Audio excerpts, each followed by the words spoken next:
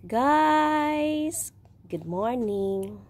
Kung ganyan ba naman ang makikita nyo sa labas ng iyong hotel, hindi ka ba mapapawaw?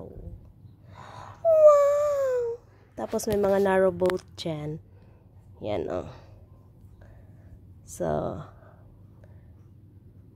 we have plan in the future, not now, the future. Kami ni Mr. Splash mag-try ng narrowboat. Titira kami ng 1 week. Pero hindi sa lugar na to, sa ibang lugar. So, pero yung ganyan, kompleto yan sa loob guys. Parang bahay na rin yan. May malutuan, may kama.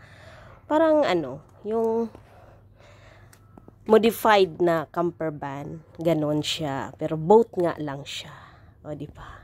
Pero mamaya, magbo-boating kami ni Mr. Splash. Pero hindi yan ganyang boat ha. Normal lang na boat.